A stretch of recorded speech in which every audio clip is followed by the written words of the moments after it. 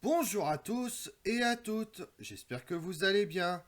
Aujourd'hui, on part sur les traces de l'expédition lancée par Charles X pour conquérir la régence d'Alger. Depuis le XVIe siècle, l'Algérie est sous la tutelle des Ottomans. Elle entretient depuis longtemps des relations commerciales avec la France et notamment par le port de Marseille, et vend entre autres du blé pour ravitailler les armées françaises. Or, les Français tardent à régler leurs dettes, ce qui conduit le représentant du sultan à exiger que la France remplisse ses engagements. À ce moment-là, le régime de Charles X est contesté et fragilisé. Le roi, pour réaffirmer son pouvoir, choisit de répliquer à l'affront subi par le consul en recourant à la force armée. Vous voulez en savoir plus sur l'expédition de 1830? Venez avec moi. Barberousse est proclamé sultan d'Alger entre la fin octobre et le début novembre 1519. Une assemblée composée de notables algérois et d'oulémas charge une délégation de soumettre au sultan ottoman Sélim Ier une proposition de rattachement de l'Algérie à l'Empire ottoman. En effet, à la suite de la tentative de l'Empire espagnol de prendre Alger en 1518, Barberousse prend conscience de la nécessité de s'appuyer sur l'aide ottomane.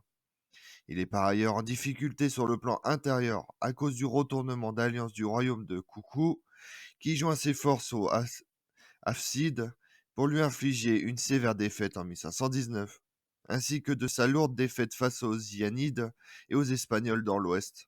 La perte de ces divers appuis sur le plan intérieur débouche sur la nécessité d'un appui extérieur pour maintenir ses possessions autour d'Alger. Sa proposition n'est à l'origine pas accueillie avec enthousiasme par Constantinople, qui conçoit mal d'intégrer un territoire aussi lointain et aussi proche de l'Espagne à sa sphère d'influence. L'idée est même considérée comme périlleuse et ne sera acceptée définitivement que sous Soleiman le Magnifique en 1521. Barberousse est alors nommé Bellerbé.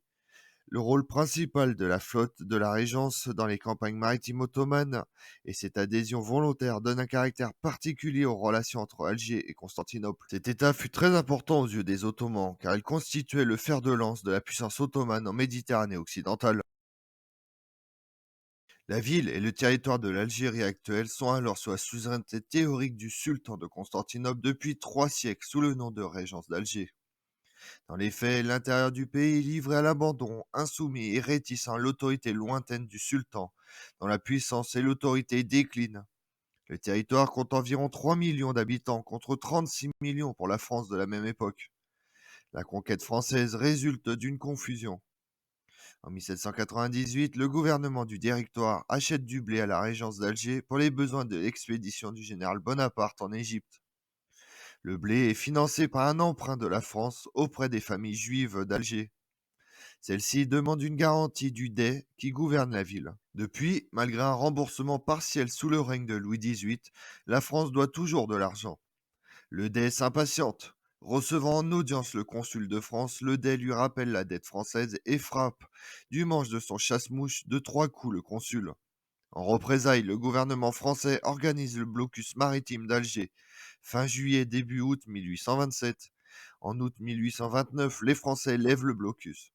Des parlementaires français se rendent sur des bateaux de guerre à Alger afin de régler les relations franco-algériennes. Après une entrevue avec le Dey, pendant le retour des parlementaires vers leurs navires, les Algériens bombardent leur embarcation. Le gouvernement français, qui vient de se former avec le prince de Polignac aux affaires étrangères, décide donc une action plus ferme contre le Dey. Confronté 2 ans plus tard à la fronde des députés, le roi Charles X éprouve le besoin de restaurer au plus vite son image. C'est ainsi que le 3 mars 1830, dans le discours du trône, il évoque pour la première fois l'idée d'une expédition punitive destinée à obtenir réparation de la dette, ainsi qu'à détruire le repère des corsaires installés dans la régence d'Alger et mettre fin à l'esclavage. En novembre 1829, le prince Jules de Polignac, fils de la favorite de la reine Marie-Antoinette et ami intime du roi Charles X, est nommé par le roi à la tête du gouvernement français. Il est secondé par le comte de la Bourbonnais comme ministre de l'Intérieur et du général Bourmont comme ministre de la Guerre. Il s'agit d'un ministériaire très réactionnaire, dont les principales personnalités sont des symboles de la contre-révolution. Comblanc, c'est la lutte des immigrés contre la Révolution avec Polignac, le soulèvement vendéen et la terreur blanche de 1815. La Bourdonnais, La chouannerie et la trahison à la veille de Waterloo-Bourmont, le gouvernement est vite impopulaire. Polignac veut réduire au silence l'opposition libérale qui se manifeste à la Chambre des députés, pourtant recrutée dans la grande bourgeoisie et les propriétaires terriens. Polignac pense que le succès d'une expédition militaire jugée facile contre le Dey améliorerait l'image de son gouvernement. Le comte Louis de Bourmont, ministre de la guerre dans le gouvernement du prince de Polignac, est nommé commandant en chef de l'expédition en Afrique. Les journaux de l'opposition multiplient les critiques à l'égard de ce militaire sans envergure. Monsieur de Bourmont veut être maréchal, il mérite le bâton. Écrit le Figaro en définitif, il aura bien le bâton de maréchal à l'issue de l'expédition d'Alger. Malgré cela, la flotte appareille à Toulon le 25 mai 1830 avec 453 navires, 83 pièces de siège, 27 000 marins et 37 000 soldats. Sur un plan diplomatique, l'expédition est soutenue par l'Espagne, le royaume de Sardaigne, la Russie, l'Autriche, les États-Unis. Plusieurs de ces puissances délèguent des officiers de leurs armées pour participer à l'expédition. Cette dernière suscite l'hostilité de la Grande-Bretagne, qui l'aperçoit comme une menace pour son hégémonie maritime en Méditerranée, où elle est basée à Gibraltar et à Malte, et celle de l'Empire ottoman auquel est affilié le Dey d'Alger. Mais cette hostilité ne prend pas une tournure militaire. Après une revue militaire effectuée par une atmosphère de liesse populaire par le duc d'Angoulême dans le port de Toulon, puis dans le port de Marseille le 5 mai 1830, les troupes, 37 000 hommes, accompagnés par 4 000 chevaux, embarquent le 11 mai 1830 sur une flotte montant au total à 675 navires civils et militaires. L'expédition est lancée par l'appareillage des navires le 25 mai après que le vent eut tourné. Les troupes françaises débarquent sur la plage de Sidi Ferrouche, à 25 km d'Alger. Pendant ce temps, la flotte bombarde les défenses de la ville, en particulier la citadelle de Fort-l'Empereur, ainsi nommée en souvenir de Charles Quint. Les Français ignorent précisément la géographie du pays et faillirent se perdre en marchant sur Alger. Les troupes du Dey n'offrent qu'une faible résistance à la bataille de Sadou Eli le 19 juin et de Sidi Khalef le 24 juin, car l'armée de la régence d'Alger est particulièrement mal préparée à l'expédition française. Le Dey surestime sa propre puissance, ne faisant appel qu'à la moitié des troupes dont il dispose. Alger est atteinte le 29 juin. La flotte bombarde la ville sans faire de grands dégâts, car elle est restée hors de portée des canons ottomans. Le fort L'Empereur, qui protège Alger vers l'intérieur, est prise le 3 juillet 1830, après que les Ottomans aient fait sauter le dépôt de munitions avant d'abandonner la position. La population demande au Dey de capituler avant l'assaut des Français le 5 juillet. Alger est prise. Le Dey refuse de se replier sur Constantine et part en exil pour l'Italie.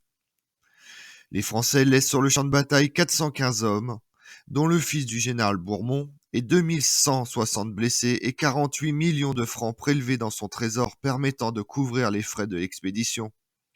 Les soldats français se livrent quant à eux à une mise à sac de la ville qui ternit leur victoire. Et pendant ce temps-là, dans le monde, le 3 février 1830, le protocole de Londres.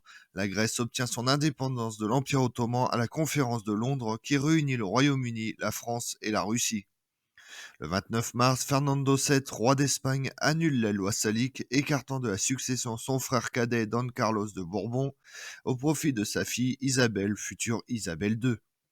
Le 26 juin 1830, début du règne de Guillaume IV du Royaume-Uni, fin en 1837. Comme on l'a vu, la conquête d'Alger prend fin après 21 jours de campagne le 5 juillet 1830, date à laquelle, après plusieurs batailles, le Dey d'Alger signe un acte de reddition et de capitulation d'Alger. Puis les troupes françaises entrent dans la ville le 9 juillet. L'expédition de Charles X constitue le premier épisode de la conquête d'Algérie par la France coloniale. Je vous remercie d'avoir suivi cette vidéo en ma compagnie. Si vous voulez connaître mes autres vidéos, retrouvez-moi sur ma chaîne YouTube Tout sur l'Histoire avec Damien, et également sur les réseaux sociaux, Twitter et Instagram, Histoire Damien. Et pensez à liker, commenter et vous abonner. Je vous remercie à tous.